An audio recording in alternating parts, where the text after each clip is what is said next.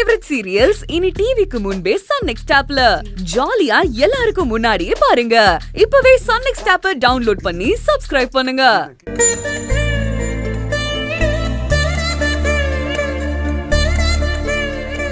கர்ப்ப கிரகத்துக்குள்ள இருக்கிற சாமி அது யாருன்னு சொல்லுங்க. கயல், சாமின்னு ஒண்ணு இருக்கிறத நீங்க நம்புறீங்கல்ல? எதுக்காக நீ இதெல்லாம் கேட்டுட்டு இருக்க? கேக்குறதுக்கு பதில் சொல்லுங்க. நம்புறேன். அதுக்கு என்ன இப்ப? எழில், கடவுள்னு ஒருத்தர் இருக்கிறதும் கோவில்னு ஒண்ணு இருக்கிறதும் எதுக்காகன்னு நீங்க நினைக்கிறீங்க? நம்ம கஷ்டங்களை சொல்லி அதை தீர்த்து வைங்கன்னு கேக்குறதுக்கும், இல்ல நம்ம தேவைங்களை சொல்லி அதை நிறைவேற்ற சொல்லி வேண்டிக்கிறதுக்கு மட்டும்தான் கடவுளா? இல்ல, மனுஷங்களை மீறின ஒரு சக்தி நமக்கு மேல இருக்குங்கிறத நமக்கு உணர்த்துறதுக்காக தான் கடவுளும் இந்த மாதிரி கோவில்களும் இருக்கு. இங்க நடக்கிறதெல்லாம் கடவுள் பார்த்துட்டு தான் இருக்காரு. நல்லவங்களுக்கு கெடுதல் பண்றவங்கள கடவுள் சும்மா விட மாட்டாரு. தப்பு பண்றவங்கள அவரு பார்த்துப்பாரு. எழில், நாம யாரையும் தண்டிக்கணுங்கிற அவசியமே இல்லை.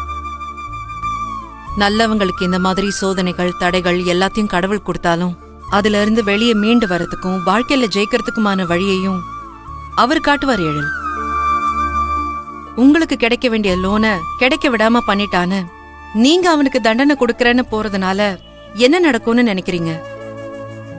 நீங்க கோவத்துல போய் அடிப்பீங்க. பதிலுக்கு அவன் என்ன பண்ணுவான்? நாம செஞ்சதுதான் தப்பு, அவர் நம்மள அடிச்சது கரெக்ட் தானே, இந்த பிரச்சனை இதோட விட்டுருவான்னு நினைக்கிறீங்களா?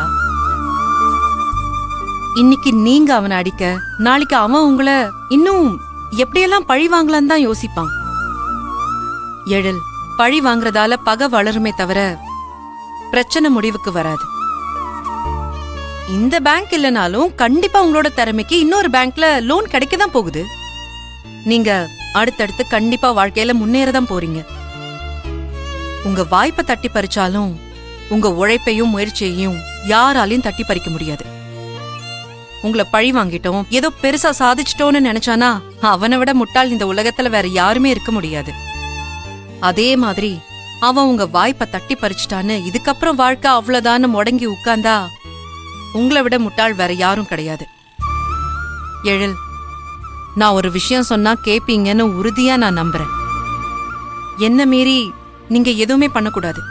அந்த ஆட்டோக்காரன் பிரச்சனையை இதோட விட்டுருங்க பிளீஸ். அவன் பழி தீர்த்துட்டான்ல, இப்ப நீங்க ஒண்ணு பண்ண அவன் ஒண்ணு செய்ய வந்து இப்படி மாத்தி மாத்தி பழி வாங்கினா தேவையில்லாம நமக்கு தான் பிரச்சனை. அவனுக்கு என்ன பண்ணணுமோ அதை அந்த சாமி பாத்துக்கிட்டோம். இதுக்கப்புறம் என்ன பண்ணணுமோ அதுல போக்கஸ் பண்ற வழிய பாருங்க.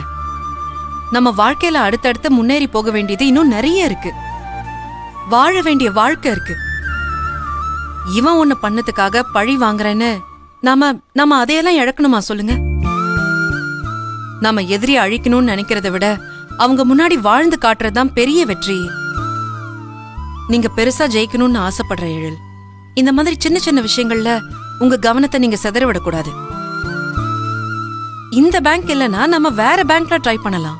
இதுக்கு மேல அவன் கிட்ட பிரச்சனைக்கு போனா அதுக்கப்புறம் எல்லா ப்ராப்ளத்தையும் நாம தான் ஃபேஸ் பண்ணணும். அதனால எல்லாத்தையும் மறந்துடுங்க.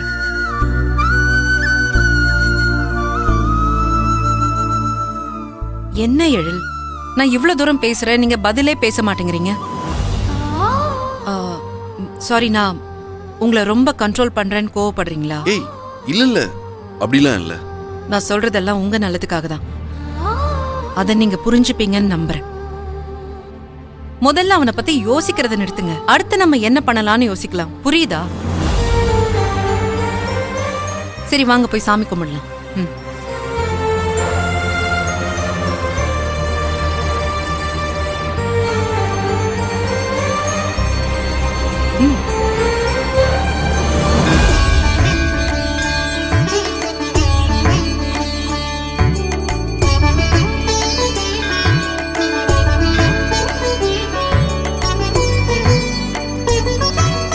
அதுக்குள்ள சாமி கும்பிட்டாச்சா? ஆமா.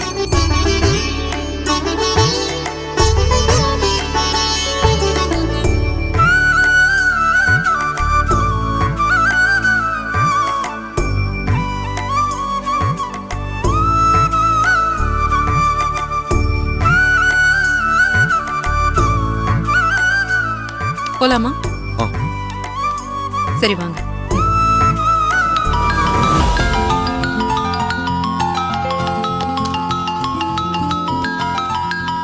ஹாசினி தான் கூப்பிடுறேன். சொல்லு ஹாசினி. கைல் சிஸ்டர், நீங்க இன்னைக்கு டியூட்டிக்கு வரலையா? வருவேன் ஹாசினி. 1 ஹவர்ல வந்துருவேன். என்னாச்சு? இல்ல சிஸ்டர், நேத்தே நீங்க பெர்மிஷன் போட்டுட்டு பாதியிலே போயிட்டீங்க. இன்னைக்கு ஹாஸ்பிட்டல்ல ஒரு எமர்ஜென்சி கேஸ் வந்திருக்கு. சீஃப் டாக்டர் வேற உங்களை அசஸ் பண்ண கூப்பிடுறாங்க. நீங்க கொஞ்சம் உடனே வரீங்களா? நான் சீக்கிரமா ஓகே வந்துடுறேன். Sister, bye. பை. ஏய் என்னாச்சு? இல்ல ஹாஸ்பிட்டல்ல ஏதோ எமர்ஜென்சி கேஸா. நான் உங்களை வீட்ல டிராப் பண்ணிட்டு போறேன். வாங்க. கையில் இல்ல பரவாயில்ல, நான் ஆட்டோல போய்க்கிறேன். எமர்ஜென்சி கேஸ்னு வேற சொல்ற. நீ லேட்டா போனா ஏதாவது பிரச்சனை ஆயிட போகுது. நான் பாத்துக்கிறேன், நீ போ. இல்ல நீங்க ஒரு மாதிரி டிஸ்டர்ப்டா இருக்கீங்க. நான் வீட்லயே விட்டுட்டு போறேன். வாங்க. கயல், நான் பாத்துக்கிறேன்னு சொல்றேன்ல. நான் நார்மலா தான் இருக்கேன். நீ ஒர்க்கை டிஸ்டர்ப் பண்ணிக்க வேண்டாம். பத்திரமா போயிடுவீங்கல்ல? போயிடுறேன் கயல். இப்படி உருன்னே இருக்கீங்களே, கொஞ்சம் சிரிச்சுக்கிட்டே சொல்லலாமே. சரி.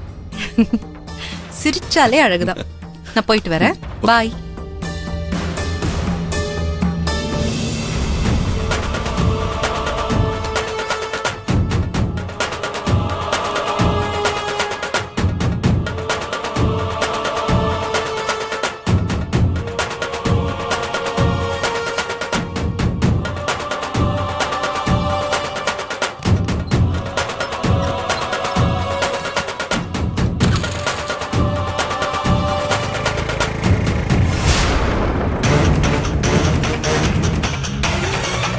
நீ நிறைய லோன் வாங்கிட்டு திருப்பி கட்டாமல் சீட் பண்ணேன்னு உங்களை கம்ப்ளைண்ட் வந்திருக்கு. ஆட்டோ ஓட்டுறாரு பாலு, அவர் அண்ணன் தான் உங்களை பற்றி சொன்னார். அவர் மூலமாக தான் இந்த விஷயமே காதுக்கு வந்தது.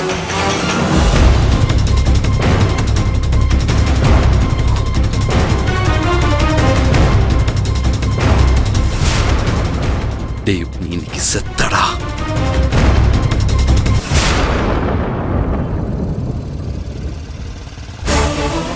டேய் இதாண்டா, நிறுத்து நிறுத்து நிறுத்து. இறங்கு மச்சான்.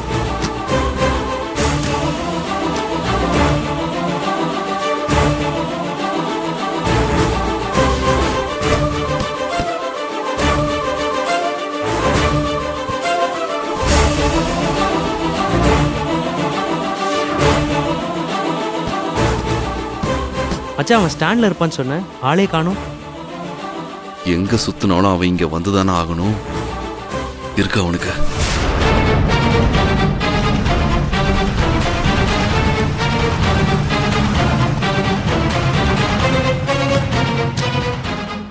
ஹாய் மச்சி. வாடா. ஹாய் மச்சி. ஹாய். என்ன மச்சான், ஏதோ மறுபடியும் பிரச்சனைன்னு சொல்லி வர சொல்லியிருக்கீங்க, என்னாச்சு? டேய், அன்னைக்கு ஒருத்தனை துரத்தி துரத்தி அடிச்சோம்ல, ஆமா, அவனை அடிக்கிறதுக்காக தான் மறுபடியும் வர சொல்லியிருக்கோம். அடிக்கிறது மேட்டர் இல்ல, பசங்க கூட தான் வந்திருக்கேன்.